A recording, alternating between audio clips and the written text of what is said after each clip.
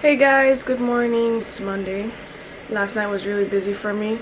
I spent hours designing an album that's long overdue for a wedding client. Yeah, Jaden. So that's how I spent my night. And then I edited the vlog. So I went to bed pretty late, sometime after 1. But I do feel good though. I feel good that I finally got that album done. And now I just need the client to review it. I have one more album to design, and I'll probably do that sometime this week, because this week I really want to crack down on everything. Thank you. I want to crack down on all the stuff that I owe to people, because 2 of those things are corporate, and my turnaround time, I generally try to make it at least 48 hours.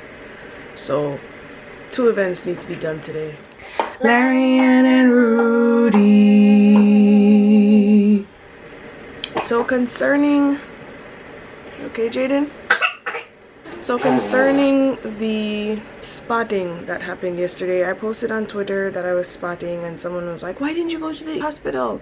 I was like, well, I think that the emergency room is a waste of money, because it's not like they can stop a miscarriage, you know? Like, I would just go in there, give them my $200, because I have insurance, and then they would just say, yep, you're having a miscarriage, or nope, you're fine.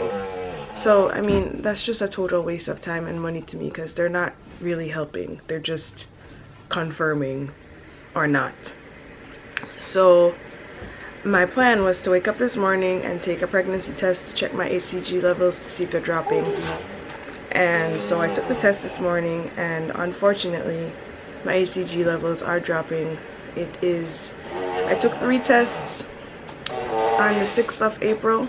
I took one more test a few days later that was brighter than the first 3 tests, and then today's test was just as bright as the first test, so that means that my hCG levels are dropping, which is not good. That's actually worse than spotting. So I told Roody that I'm gonna need to go to the doctor. They open up at 9 or 10, so at 9 o'clock I'm gonna call them to see if they have any space at all to take me to see me, because I'm not going to the emergency room.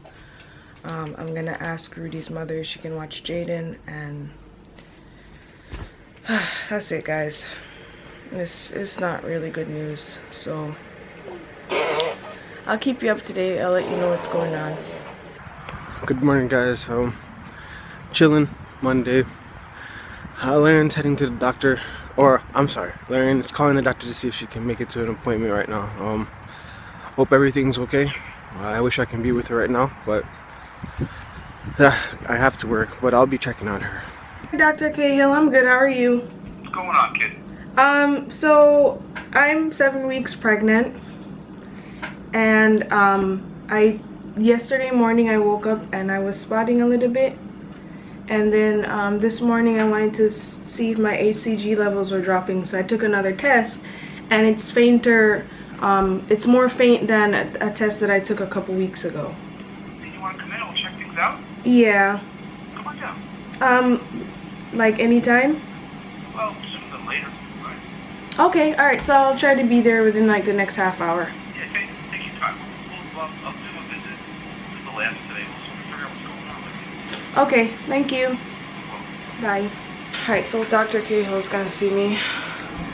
He's the same one. Oh my gosh, I'm trying so hard to not like freak out, because he's the same one that I saw for my last miscarriage. So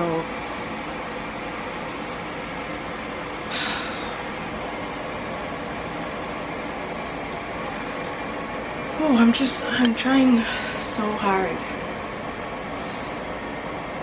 I'm trying so hard to just be positive, but it's so difficult. I'm trying to make myself some pancakes and some ginger tea and just act like everything's normal, but this is so difficult. This is exactly what I didn't want to happen. I didn't want to have to come on the camera and tell you guys bad things, you know? I wanted to keep it all happy for all 40 weeks, all positive, but I don't know, it doesn't look like it's headed that way anymore. These are the tests, by the way. The top 3 are from the 6th of August. The second to last one was taken a few days later, and then the last one was taken today. You can see how faint it is.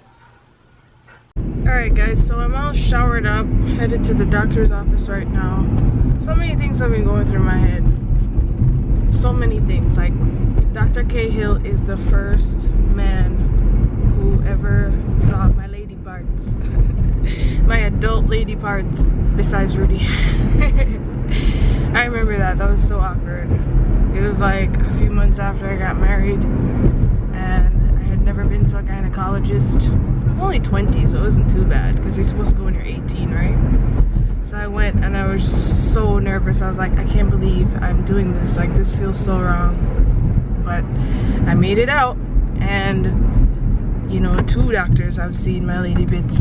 Actually, a lot of doctors have, because I remember when I was in labor with Jaden, so many of those male student doctors, listen ladies who are having babies, do not let those student doctors come in there, because you are spread open, like spread wide, and they can see all of your business, and it's like 3 of them, and it is so violating. It's so not normal. And I was like, oh my gosh, like I was so embarrassed when I saw all those people coming in, and I was like, who are these people? But you know, I wasn't like fully in my right mind. But ugh, don't let them do that to you. Guys, this is my uterus. The baby's right there, safe and sound, heart is beating. That's what the doc says. Okay guys, so I'm home now. Jaden is asleep. I am so tired. What an emotionally exhausting day. So, you might be wondering why I'm not jumping up for joy, but honestly, right now I'm playing the waiting game. I have to wait until Dr. Cahill calls me at some point to let me know what my hCG levels are, because they're gonna test my blood work and my urine and all that stuff. So, I mean, he says everything looks okay, but to be honest, that's the same thing he said to me July 2014, or July, yeah, it was 2014, before I left the office. And then a few hours later he called me and told me that I was right, I was having a miscarriage. So I'm just waiting for him to call and let me know what the real results are. You know, it was so nice to see the baby's heart beating. I wish I had recorded it for you guys, but it's really hard to record in a doctor's office when it's just you. So I did a pap smear too, and those are so gross. But anyway, when he got started doing the ultrasound, you know, my expectations were to, like, I don't know what I was expecting honestly, but when he showed me the sac, it looked empty. And I think he said something like, see? And I was like, there's nothing in there. And he's like, no, look. And then he pointed, and you know, you see a little flickering, and he was like, that's the baby's heartbeat. I was like, really? And like, I kind of did like a sigh of relief. Like, it was so cute to see. He said that the baby's measuring at like 98 millimeters, which is like almost a centimeter. So it's like really tiny. It's like that small. So I don't know, I don't know how I feel honestly. Like, I want to feel happy, but I'm just being realistic, and I'm just waiting for him to let me know what the real test results are. I'm gonna take a nap since Jaden's sleeping. Hopefully I can sleep for maybe 20-30 minutes, because I'm so tired. So I'll keep you guys up to date, no worries. Oh man, guys. Oh man. Oh gosh. Okay, so I was driving and I had so much going through my mind. I don't know what happened, that I passed where I was supposed to go by like 5-6 miles. So I changed the GPS and yeah, let it guide me, and a lot of back roads, and I don't know why, but all these squirrels and birds were trying to kill me. Oh man, like I have such a killer headache right now. Like, it's, I don't know what happened. I don't know why. I just have a ton of stuff on my mind. I don't know what happened. I was thinking about random stuff, and I know Larianne said that, you know, there's good news and all that, and I was totally happy, thought about that, and gosh, I'm just so out of it.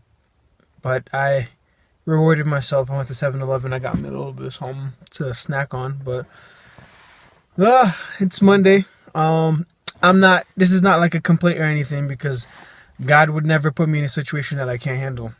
You know, he never does that. If you guys are in a tough situation, you have the ability to get out of that.